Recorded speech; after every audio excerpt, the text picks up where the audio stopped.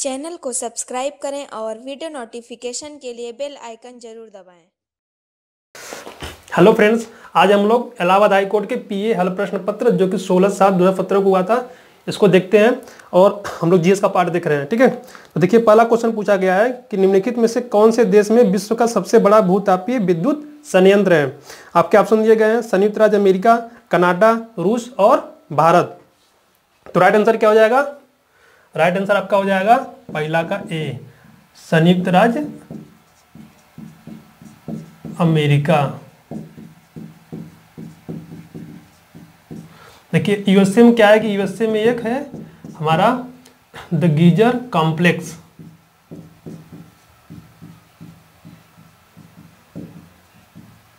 The geyser complex, ठीक है, जो सबसे बड़ा जियोथर्मल पावर प्लांट है।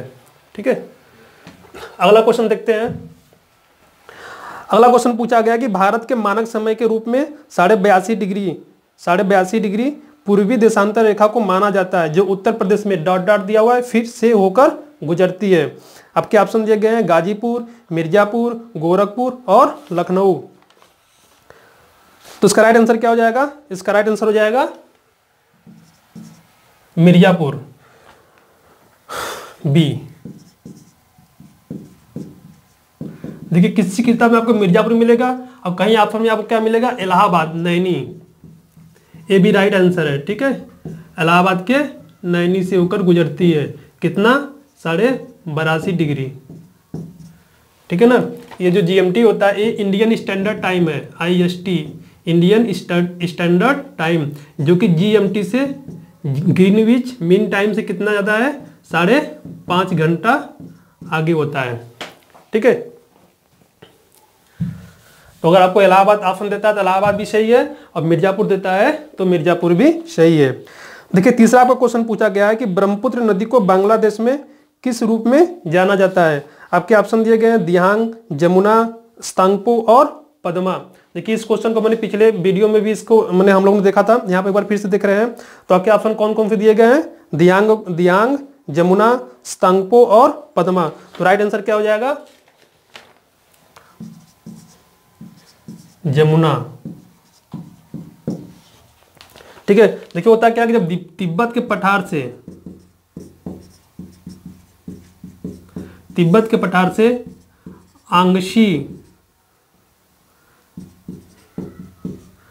आंगशी ग्लेशियर से यह नदी निकलती है। और किस नदी से निकलती है? यरलुंग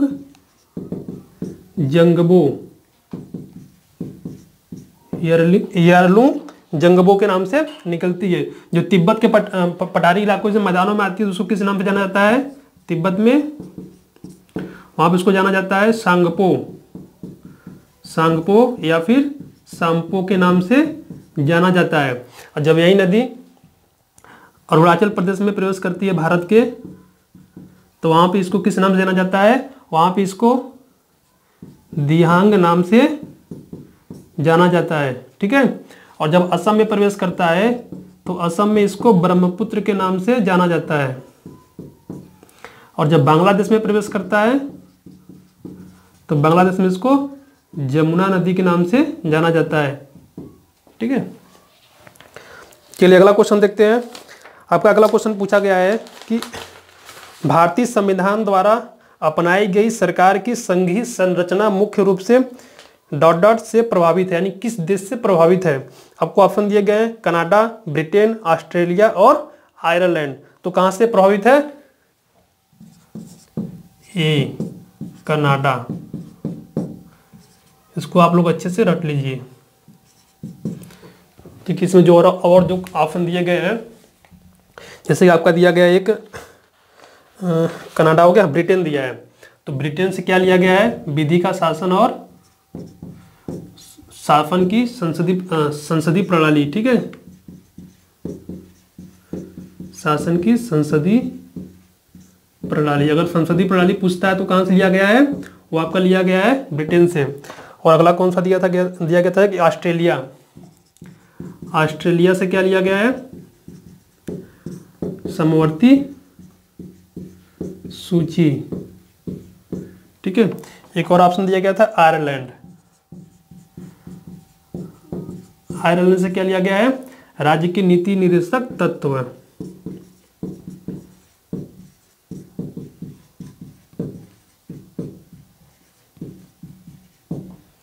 ठीक है, और कनाडा से क्या लिया गया है, संघीय सरकार का स्वरूप लिया गया है। ठीक है, अगला क्वेश्चन देखते हैं। अगला क्वेश्चन पूछा गया कि निम्नलिखित में से भारतीय संविधान का कौन सा अनुच्छेद प्रत्येक उच्च न्यायालय को रिट जारी करने की शक्ति देता है। आपके आर्टिकल्स दिए गए, ऑप्शन दिए गए हैं। आर्टिकल 214, 214, अनुच्छेद 227, अनुच्छेद 229 और अनुच्छेद 226। तो यहाँ पे देख लीजिए, जो रिट दायर करने की जो शक्ति होती है वह हाई कोर्ट के लिए 226 है अनुच्छेद हमारा, और सुप्रीम कोर्ट के लिए कितना है, वो है 32। ठीक है, इसको याद रख लीजिए। तो इसमें राइट आंसर क्या हो जाएगा आपका, डी, अनुच्छेद 226। अगला क्वेश्चन देखते हैं। अगला क्वेश्चन पूछा गया कि भारतीय संविधान में मूलभूत कर्तव्यों को डॉट डॉट दिया हुआ है के तहत जोड़ा गया है, यानी किस संशोधन के द्वारा, किस संशोधन के तहत इसको जोड़ा गया है। आपको ऑप्शन दिया गया है 41वां संशोधन, 42वां संशोधन, 43वां संशोधन और 44वां संशोधन। तो राइट आंसर क्या हो जाएगा, राइट आंसर आपका हो जाएगा 42वां संशोधन। यह संशोधन कब हुआ था, 1976 में। इसके द्वारा जो है कि आपका शुरू में जो कि इसमें सिर्फ 10 मौलिक कर्तव्य थे,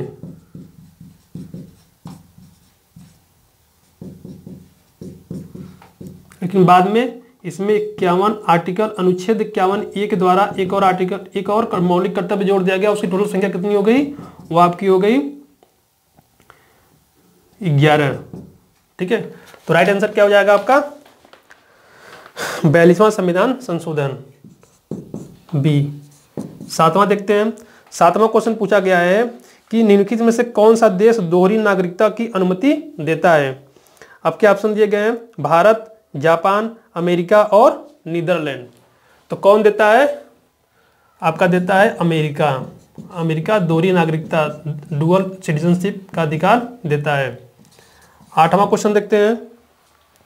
8वें क्वेश्चन पूछा गया है कि कथनात्मक प्रकार का लोकगीत, कथनात्मक प्रकार का लोकगीत गुलराज किस राज्य से जुड़ा हुआ है। आपके ऑप्शन दिए गए हैं राजस्थान, मध्य प्रदेश, छत्तीसगढ़ और जम्मू कश्मीर। तो राइट आंसर क्या हो जाएगा, छत्तीसगढ़।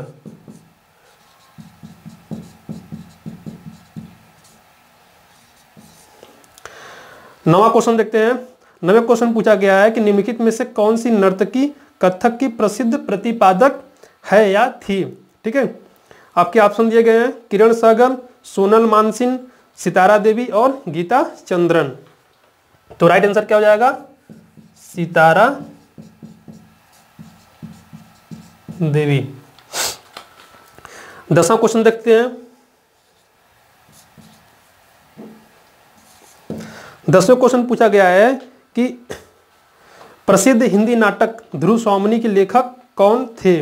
आपके ऑप्शन दिया गया है कालिदास, बाणभट्ट, जयशंकर प्रसाद और भारत तेंदु। तो इसमें राइट आंसर क्या हो जाएगा, जयशंकर प्रसाद। इन्होंने ध्रुव स्वामिनी को 1933 में प्रकाशित किया था। ठीक है, ध्रुव स्वामिनी कौन थी, ध्रुव स्वामिनी गुप्त वंश के शासक रामगुप्त की पत्नी थी।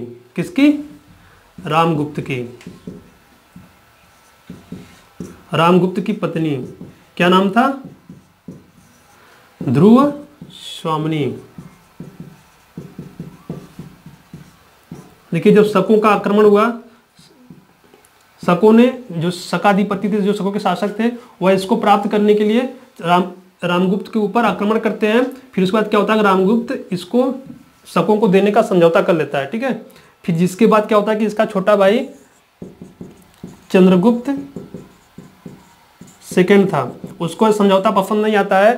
फिर वो क्या करता है, फिर वह ध्रुव स्वामिनी का भेष बना करके पहले तो शकाधिपति की हत्या करता है, बाद में रामगुप्त को भी मार देता है। फिर क्या करता है, शासन सत्ता स्थापित कर लेता है चंद्रगुप्त सेकंड, जिसको कि विक्रमादित्य के नाम से जाना जाता है।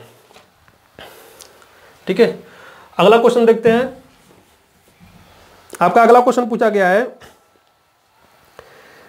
विज्ञान के क्षेत्र में नोबेल पुरस्कार प्राप्त करने वाले पहले एशियाई व्यक्ति कौन थे?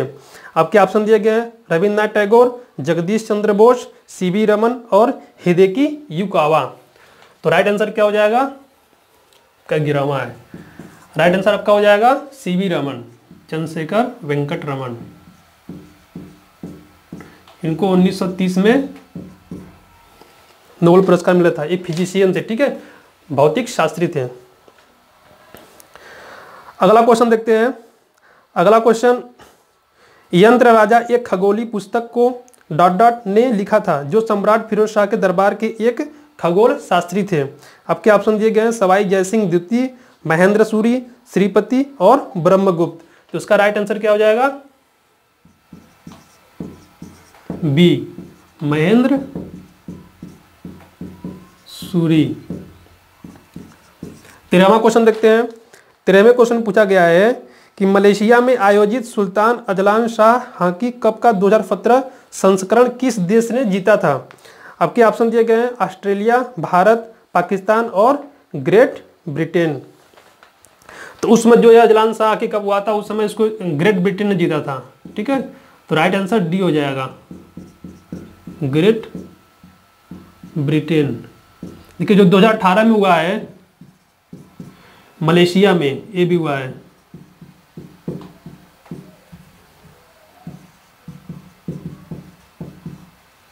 मलेशिया में हुआ है। इस बार इसको ऑस्ट्रेलिया ने जीता है। किसने? ऑस्ट्रेलिया ने जीता है। किसको हरा करके? इंग्लैंड को हरा करके, ठीक है। अभी 2017 का पूछा था, 17 में ग्रेट ब्रिटेन जीता है। अगर 18 का पूछता है तो कौन जीता है? ऑस्ट्रेलिया। चलिए अगला क्वेश्चन देखते हैं, आपका 14वां क्वेश्चन। 14 क्वेश्चन पूछा गया है, चूंकि ये करंट क्वेश्चन है उसको स्किप कर जाते हैं। 15वां क्वेश्चन देखते हैं। 15वां क्वेश्चन पूछा गया है कि वर्ष 2016 के लिए 52वां भारतीय ज्ञानपीठ पुरस्कार किससे प्रदान किया गया है? आपके ऑप्शन दिए गए हैं नामवर सिंह, केदारनाथ सिंह, शंख घोष और प्रतिभा रे। तो ज्ञानपीठ पुरस्कार किसको प्रदान किया गया था 52वां? वो आपको मिला था शंख घोष को। देखिए इस बार का भी ज्ञानपीठ पुरस्कार घोषित किया जा चुका है और इस बार जिनको मिला वो कौन है? वो है कृष्णा शोभती, 2018 की है। इसको भी रट लीजिएगा, ठीक है। 16वां क्वेश्चन देख लीजिए। 16वां क्वेश्चन पूछा गया है, चलिए भी करंट क्वेश्चन है, इसको भी छोड़ देते हैं। 17वां क्वेश्चन देखते हैं। 17वां क्वेश्चन को पूछा गया है कि निम्नलिखित में से कौन सा दक्षिण एशिया उपग्रह 5 मई 2017 को इसरो द्वारा सार्क क्षेत्र के लिए प्रक्षेपित किया गया था? आपके ऑप्शन दिए गए थे GSAT-6, GSAT-7, GSAT-8 and GSAT-9। तो इसका राइट आंसर क्या हो जाएगा इसमें? GSAT-9। देखिए अभी हाल ही में 19 दिसंबर को, कब? 19 दिसंबर 2018 को GSAT-7A लॉन्च किया गया, ठीक है। कहाँ से? यह श्रीहरिकोटा से। इसको आप लोग याद रख लीजिएगा, सिमिलर क्वेश्चन है। GSAT-7A श्रीहरिकोटा से, जो कि स्पेशली एयरफोर्स के लिए है और इसको एक स्पेशल नाम दिया गया है। वो क्या नाम था? एंग्री बर्ड, ठीक है। देखिए मैं यहाँ पे आपको जो उसी के पैरेलल क्वेश्चन पूछे जा सकते हैं, मैं यहाँ पे बता दे रहा हूँ आप लोगों को, इसको आप लोग अच्छे से याद कर लीजिए, ठीक है। अगला क्वेश्चन देखिए। अगला क्वेश्चन पूछा गया था कि अप्रैल 2017 में उत्तराखंड के नए मुख्यमंत्री के रूप में किसे नियुक्त किया गया है? आपके ऑप्शन ये दिए गए थे भगत सिंह कोश्यारी, भुवन चंद्र खडूरी, त्रिवेंद्र सिंह रावत, रमेश पोखरियाल निशंक। तो राइट आंसर क्या हो जाएगा? त्रिवेंद्र सिंह रावत।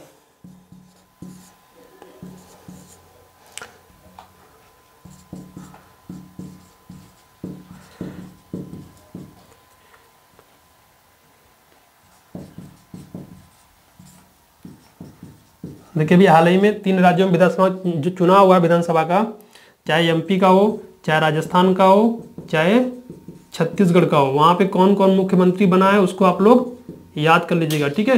क्वेश्चन यहां से बनने की संभावना है। अगला क्वेश्चन देखते हैं, 19वां क्वेश्चन देखते हैं। 19वां क्वेश्चन पूछा गया है कि 2017 में 17वीं यूपी विधानसभा के लिए नए अध्यक्ष के रूप में किसे चुना गया है। आपके ऑप्शन दिए गए हैं, माता प्रसाद पांडे, राधा मोहन अग्रवाल, हृदय नारायण दीक्षित और सत्यदेव पचौरी। तो कौन थे उस समय, वो थे सी हृदय नारायण दीक्षित, ठीक है। 20 क्वेश्चन देखते हैं। इसमें पूछा गया है कि उत्तर प्रदेश सरकार ने मई 2017 में डॉट डॉट के लिए नई नगर निगम की स्थापना की घोषणा की है। आपके ऑप्शन दिए गए हैं, मथुरा, वृंदावन, नोएडा, गाजीपुर और बलिया। तो किसके लिए किया था, मथुरा वृंदावन के लिए, ठीक है। तो राइट आंसर ए हो जाएगा।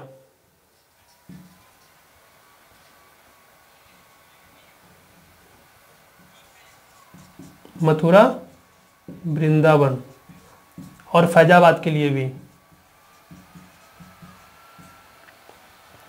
21वां क्वेश्चन देखते हैं।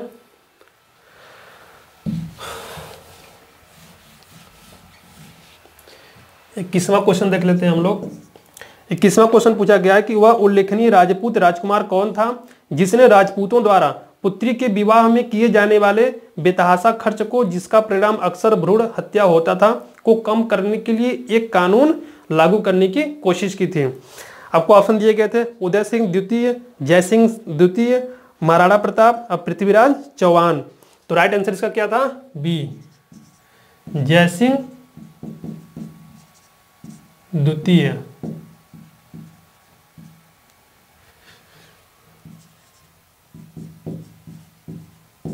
ठीक है। 22वां क्वेश्चन देखते हैं। 22वें क्वेश्चन में पूछा गया है कि निम्नलिखित में से कौन से मुगल सम्राट ने अंग्रेजों के एक अप्रत्यक्ष कैदी के रूप में 6 वर्षों तक इलाहाबाद के किले में निवास किया था।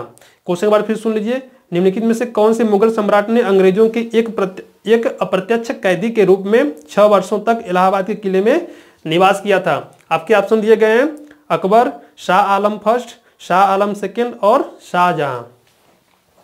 तो इसका राइट आंसर क्या हो जाएगा, शाह आलम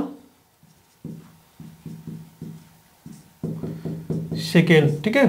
देखिए, जब बक्सर का युद्ध होता है 1764 में, मैंने आप लोगों को अपने हिस्ट्री क्लास में मैंने आप लोगों को अच्छे तरीके से उसको बताया है, बक्सर का युद्ध, इसके बाद कैसे शाह आलम अंग्रेजों के नियंत्रण में रहता है और यहाँ इलाहाबाद में कैदी बनकर रहता है। ठीक है। 1764 में बक्सर का युद्ध होता है और इस बक्सर के युद्ध के बाद क्या होता है, 1765 में इलाहाबाद की संधि होती है। ठीक है, इलाहाबाद की संधि होती है, जिसके बाद क्या होता है, जिसके बाद मुगल बादशाह को अंग्रेजों ने अपने नियंत्रण में लेकर के इलाहाबाद के किले में एक कैदी के रूप में नजरबंद कर दिया। ठीक है। अगला क्वेश्चन देखते हैं। ये 1765 से लेकर के 1772 तक अंग्रेजों के नियंत्रण में रहते हैं। सदी के दौरान पंजाबी में प्रसिद्ध रूमानी महाकाव्य हीर रांझा डॉट डॉट द्वारा लिखा गया था। यानी हीर रांझा किसके द्वारा लिखा गया था। आपके ऑप्शन दिए गए हैं, वारिस शाह, हासिन शाह, फजल शाह और बुल्ले शाह। तो इसका राइट आंसर क्या हो जाएगा, ए, वारिस शाह। 24वां क्वेश्चन देखते हैं। 24वां क्वेश्चन पूछा गया है कि 1839 में राम मोहन राय के विचारों को प्रचारित करने के लिए किसने तत्वबोधिनी सभा की स्थापना की थी। आप लोग मेरे वीडियो में जाइएगा, वीडियो प्लेलिस्ट में जाइए हिस्ट्री के, वहां पे आपको जब सामाजिक धर्म सुधार आंदोलन पढ़िएगा तो वहां पे आपको इस क्वेश्चन का आंसर मिल जाएगा। ठीक है। आपके ऑप्शन दिए गए हैं, रविन्द्रनाथ टैगोर, देवेंद्रनाथ टैगोर, ईश्वर चंद्र विद्यासागर और अक्षय कुमार दत्त। तो किसने किया था, देवेंद्रनाथ टैगोर ने तत्वबोधिनी सभा की स्थापना की थी और फिर तत्वबोधिनी सभा से तत्वबोधिनी नामक एक पत्रिका का भी प्रकाशन किया जाता था। अंतिम क्वेश्चन देखते हैं। 25वां क्वेश्चन पूछा गया है कि 1929 में कांग्रेस के लाहौर अधिवेशन में जवाहरलाल नेहरू ने कांग्रेस के अध्यक्ष का पद डॉट डॉट दिया हुआ है, फिर से लिया था जो उनसे पहले अध्यक्ष थे। मतलब क्वेश्चन पूछने का सेंस यह है कि 1929 में कांग्रेस के लाहौर अधिवेशन से पहले कांग्रेस के अध्यक्ष कौन थे। ठीक है, देखिए उसके पहले जो कांग्रेस के अध्यक्ष थे कौन थे, मोतीलाल नेहरू।